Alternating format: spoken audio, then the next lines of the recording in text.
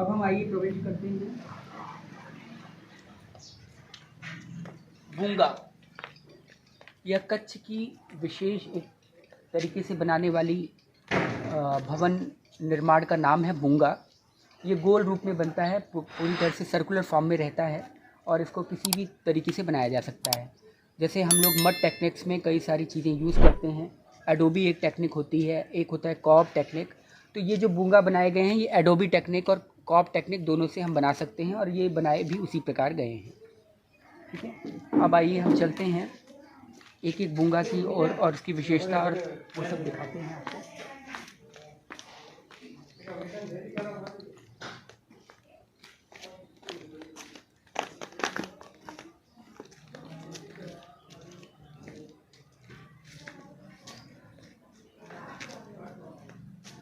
ये बूंगा कहलाता है और इसकी विशेष बात ये होती है कि सर्कुलर फॉर्म में होता है, ये राउंड फॉर्म में होता है, गोल रूप के शेप में इसे बनाया जाता है। ये ध्यान साधना और एनर्जी कंजर्वेशन के लिए ये इसे बोलते हैं बूंगा और इसको गोल सर्कुलर फॉर्म में ही बनाया जाता है, बिल्कुल सर्कुलर फॉर्म में।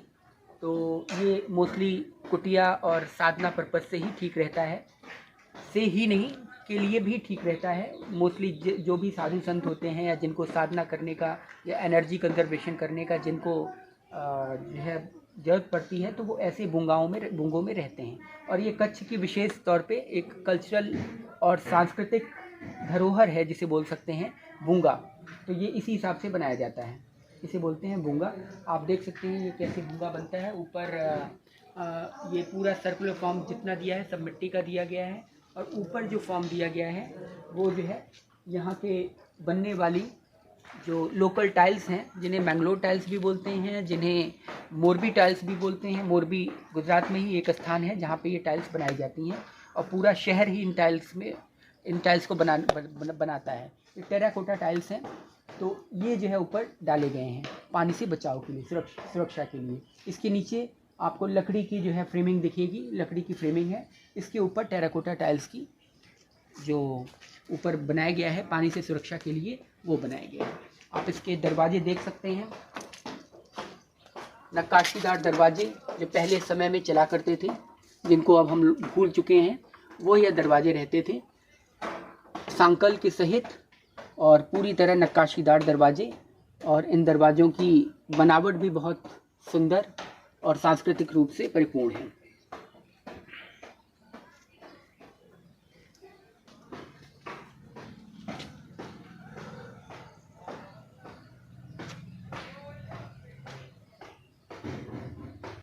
तो ये पूरा स्थान जो आप देख रहे हैं ये साधना स्थली कहलाती है। यहाँ चिंतन स्थान भी कहा जाता है और यहाँ विभिन्न प्रकार के बूंगा हैं और सबके अलग अलग नाम हैं।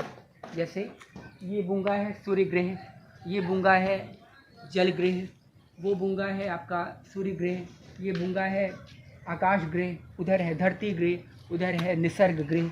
तो ये तरह तरह के बूंगा सबके अपने अलग अलग नाम दिए गए हैं, उनका नामकरण किया गया है और उन्हीं नामकरण के आधार पर यहाँ पे बूंगा बनाए गए हैं।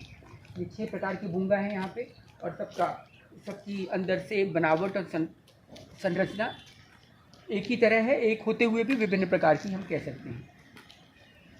इन पे चित्रकारी भी की गई है इस तरह पीछे, प्रकृति के संरक्षण को बचाने के लिए, उसके कि प्रकृति की अवेयरनेस लोगों में हो, जागरूकता फैले कि हमें जल बचाना है, हमें अपनी गौ संपदा बचानी है, हमें आकाश को स्वच्छ रखना है, वायु को स्वच्छ रखना है, जल को स्वच्छ रखना है।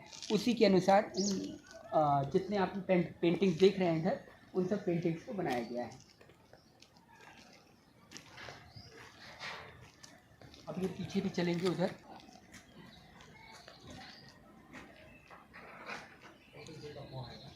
हो गया।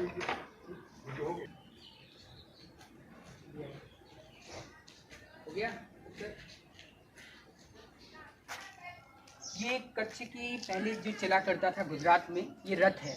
यहाँ 2 बैल जोते जाते थे और उन्हीं बैलों से आगे ये रथ बढ़ाया जाता था। तो ये यहाँ पे एक एंटीक पीस रखी गई है, उसको सुरक्षित रखा गया। उस धरोहर को, कच्छ के जो सांस्कृतिक धरोहर है उसे सुरक्षित रखने के लिए यहाँ पर इनका डिस्प्ले किया गया है, इनको यहाँ पे लगाया गया है, प्रदर्शन किया गया है इनका, ताकि आने वाली जो हमारे लोग हैं, जो हमारी पीढ़ियां हैं, वो समझ सकें कि पहले हम कैसे चलते थे और किस प्रकार बिना प्रदूषण के, बिना किसी उसके हम जो है अपनी चीज़ों को यहाँ से वहाँ तक यातायात की गतिविधियाँ हम लोग करते थे। आज तो हम गतिविधि जो भी करते हैं उसमें हम कार्बन एमिशन ज़्यादा करते हैं।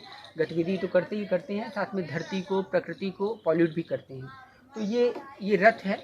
तो यहाँ पे 2 बैल या 2 घोड़े यहाँ पे रखे जाते थे जिससे ये चला करते थे। हालांकि ये घोड़ों का नहीं है, ये मोस्टली बैलों का ही है, क्योंकि ये भारी होते हैं और इन पे जो है ये सांस्कृतिक विरासत के रूप में दिखाने के लिए, प्रदर्शन के लिए, यहाँ पे प्रदर्शनी के लिए रखा गया है। वातावरण काफ़ी प्राकृतिक सुरम्य अवस्था में, यहाँ पे कोई चीज़ आपको बनावटी नहीं दिखेगी, कोई चीज़ बनावटी नहीं। पेड़ पौधों को इस तरह लगाए गए हैं, इनकी कोई काट छटाई नहीं होती। जिस अवस्था में ये नेचुरल रूप में, प्राकृतिक रूप से बढ़े, उसी रूप से इन्हें बढ़ने दिया जाता है। इनमें किसी काट छटाई, साज सज्जा का ऐसी चीज़ें नहीं की जाती हैं कि जिससे यह आर्टिफिशियल लगे।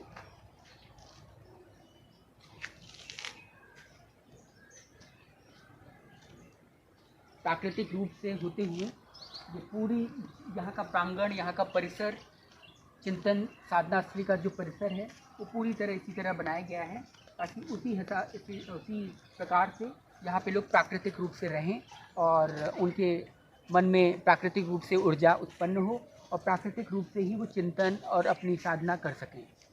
अब हम आगे बढ़ते हैं अन्य बुंगाओं की तरफ, अन्य कॉटेजेस की तरफ, अन्य भवनों की तरफ और उनकी निर्माण प्रक्रिया देखते हैं। वो किस प्रकार की निर्माण शैली होती है और वो कैसे बनाए जाते हैं।